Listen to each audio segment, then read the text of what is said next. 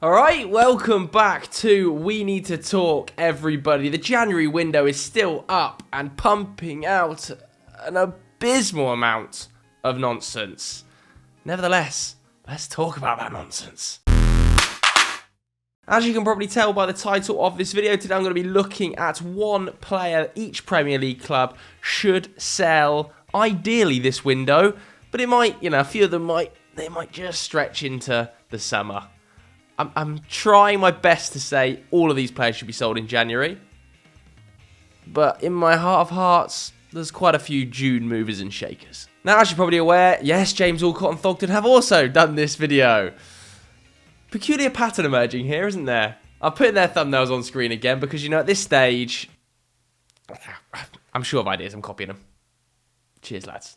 Thanks for the ideas. Before we get into the teams, I want you to go into the comments below right now and tell me one player that your club should definitely sell in January. And if not in January, then in the summer. Okay? Let's crack on. Starting with Arsenal then. I think this one's one of the easier ones, isn't it? This just simply has to be Pierre-Emerick Aubameyang. He's earning far too much money to stay at the club long term. Of course, he's got a contract until 2023. 4 goals in 12 starts this season isn't the worst return. And I actually remember being on a podcast at the start of the season saying I thought that he would get more than 12 goals for Arsenal in the league this season.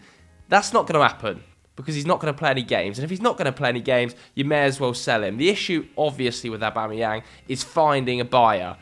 What club pays anything for Pierre-Emerick Aubameyang at his age on that wage? It's an incredibly difficult proposition. I think Arsenal might have to pull an Ozil here, or United's Alexis Sanchez vibe.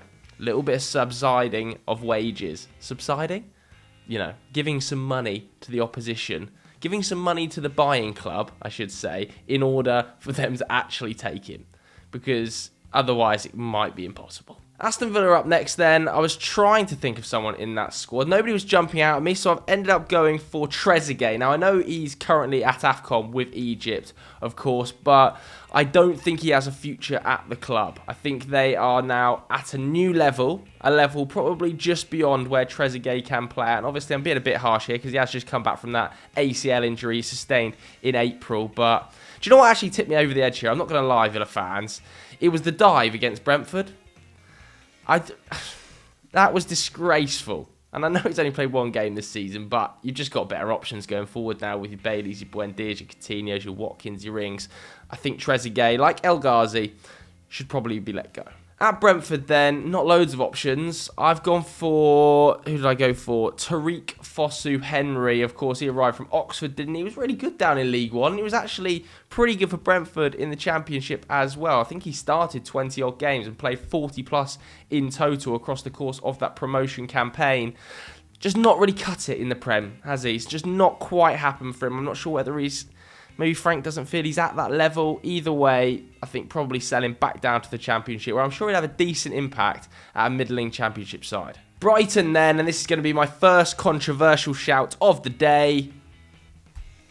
It's Yves Bissouma. Now, obviously, Yves Bissouma is extremely important to this Brighton team. Let's get that out of the way first and foremost. I think he's a fabulous footballer. But his contract is up in 2023. And with each passing day, you lose value on an asset like Bissouma with a contract in that position. And I think this window now is where you're going to get the most value possible for Bissouma to move to a big club, be that 50 or 60 million pounds. I don't think you get that in the summer, and I certainly don't think you get that next January.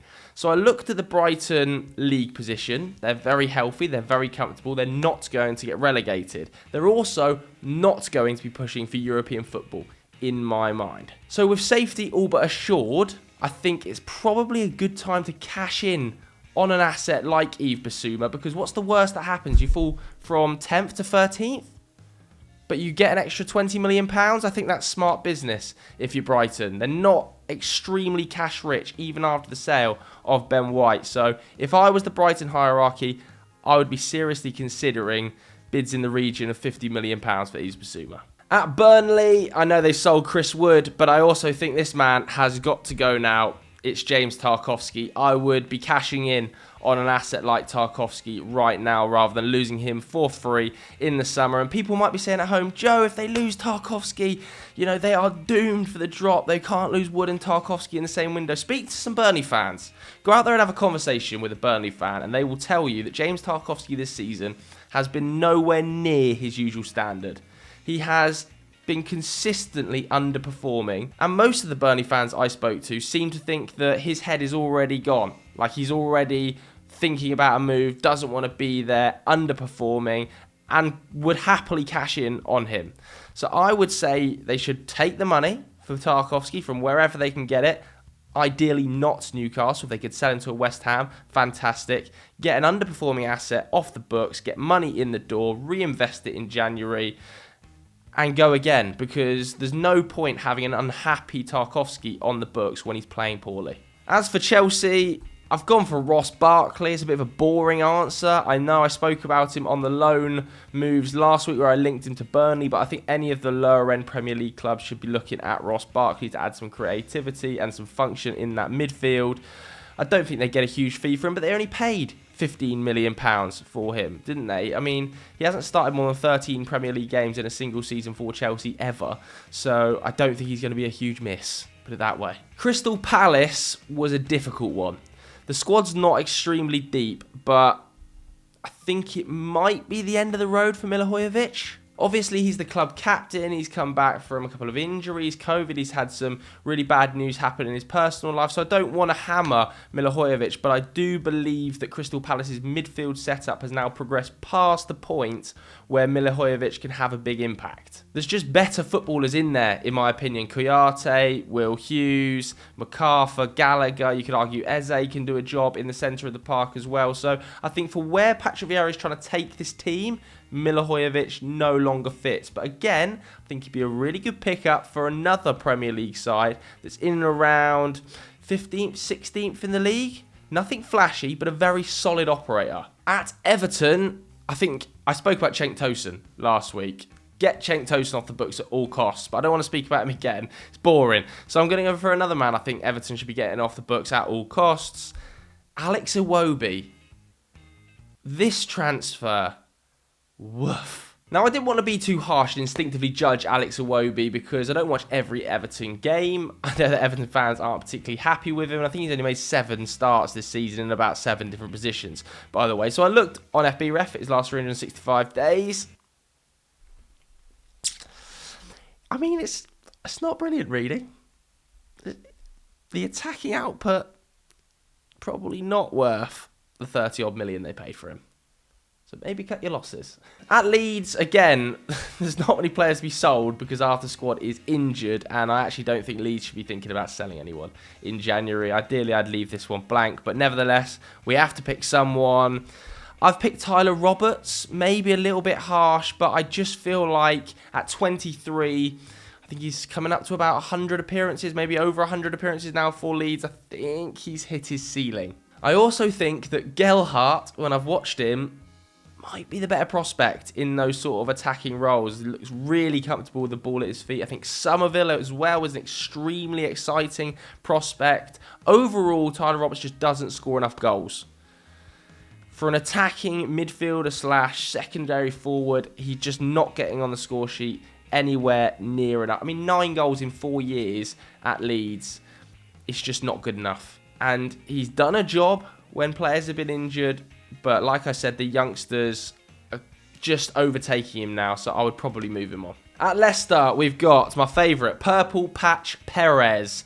He's 28 now. I think he's struggling for game time. He's well down the pecking order of forwards at Leicester. You know, you've got your Harvey Barneses, you've got your Lookmans. To be honest with you, Daka can play wide. Maddison can sort of drift in those positions as well. Can't he? Iheanacho can also play wide if needed. He just doesn't contribute enough. That incredible purple patch he put in at Newcastle, where he was just scoring goals for fun, just hasn't translated at all, has it? Which is a shame for Leicester. But, you know, no goals, 2 assists this season. I think 2 goals in 15 last season. That output just can be replicated fairly easily. So I would look to cash in on Jose Perez If not this window, definitely in the summer. Liverpool also have quite a small squad.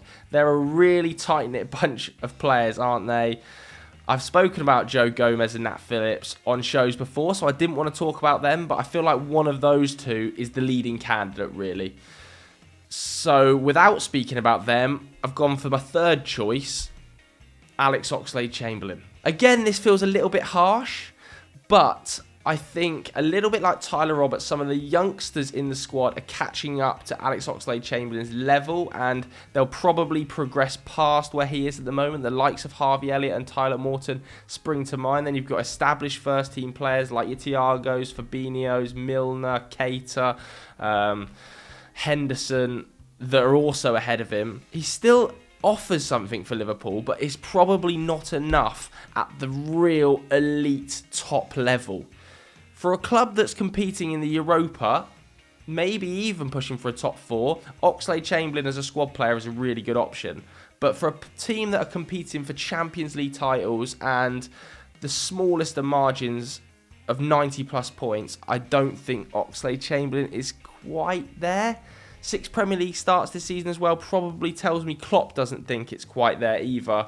So yes, he might move on in the summer, but if you could get a bit of cash for him now, I think Klopp should consider it. At Manchester City, the squad is so good that it feels like every player in it should stay. But I've had to pick one.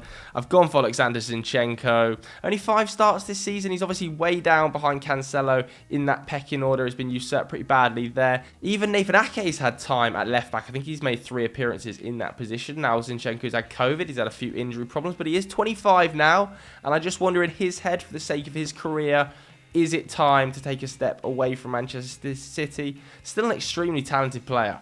Like, he could do a job for the majority of elite sides, but Man City are just so fucking good that Zinchenko can't break through. Where he goes, I'm not sure. Let me know in the comments where you think Zinchenko could play his football, and how much do you think Man City would sell him for? 25 mil? 30 maybe? Let's go to Manchester United. I've spoken again about Anthony Martial on last week's show. Today I'm going to be speaking about Jesse Lingard. Just a huge regret for him to have not left in the summer. A huge regret for Manchester United to have not gotten a bigger fee. And maybe even a regret from the likes of West Ham that they didn't get him through the door in the summer to take up some of that slack when Antonio was struggling for goals, because he was outrageous at West Ham. I definitely think he should go straight back to the London Stadium, link back up with David Moyes. I'm not overly convinced about the Tottenham rumours that have been popping up this week about him potentially signing there in the summer. I just think that he would have similar issues to what he's had at Manchester United. Is he a massive upgrade on Lucas Moura?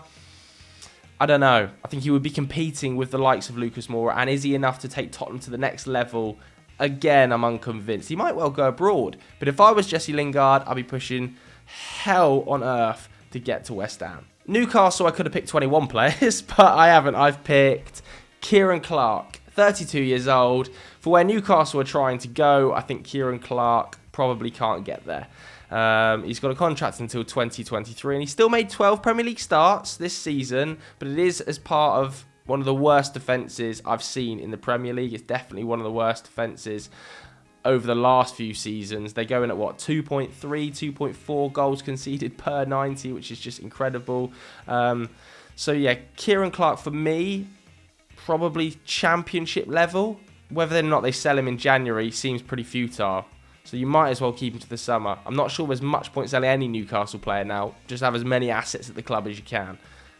But Kieran Clark for me. Norwich, I'm not going to waste time about Todd Cantwell because I spoke about him extensively on the loan last week. It now seems that that's going to be a permanent deal for him to leave Carrow Road. So if you want to see me talking about Todd Cantwell, go back and watch last week's episode. Let's move straight on to Southampton. And I've gone for Moussa Djenepo. I just don't think he fits into Ralph Hasenhüttl's 4-2-2-2 formation, to be honest with you. He's 23 years old now. Hasn't quite worked. There's also Theo Walcott there that I think should probably leave, but Djenepo feels like a more sellable asset. He's out of contract in 2023 as well. 5 starts this season, but he just doesn't contribute enough in the way of goals and assists. None this season. I think since arriving in 2019, he scored 3 goals. And he's like a winger / forward. slash workhorse, really. He does run hard, and that's obviously why Hasenhüttl rates him, but for me, not at that level. I would think about selling him. Tottenham also need a bit of a clear out, and I think the man to lead that line is Tanguy Ndombele. This just hasn't worked on any level. What was it? The record signing over £50 million, comfortably the club's top earner, or might have been overtaken now by Harry Kane actually, but he's in and around the conversation of that £200,000 a week mark, and he's just not going to work hard enough for Antonio Conte. Conte is not going to be able to get what I actually thought he would out of him. When Conte arrived, I thought Ndombele might be one of the guys that benefits heavily. It's just not going to happen. The trudge off the pitch against Morecambe when he got booed was just shameful. I think that was probably the end of Tanguy Ndombele's Tottenham career. Watford, I've gone for Ashley Fletcher. Just don't think he's going to have an impact in the Premier League, and Watford need money for defenders, so I'd have a look at selling Ashley Fletcher to the Championship, reinvesting that money in defence because they've obviously got such an abundance of talent going forward. At West Ham, I've gone for Andrei Yarmolenko. I think he's slightly overpaid. He is out of contract, I believe, in the summer, but he's, if not their highest earner, definitely their second highest earner behind Kurt Zouma, and hasn't started a game in the Premier League this season.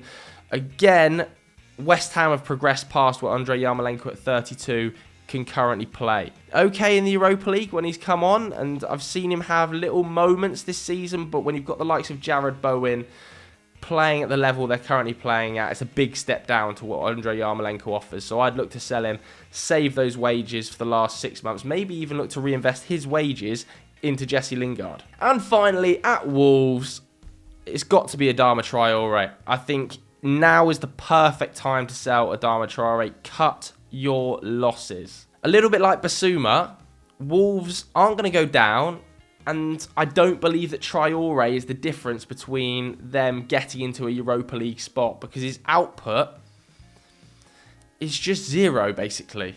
Yes, he's a fantastic dribbler, maybe one of the best dribblers I've ever seen of a football, but his final ball delivery is not good enough. He's not making enough of an impact at Wolves to be rejecting £30 million from Tottenham.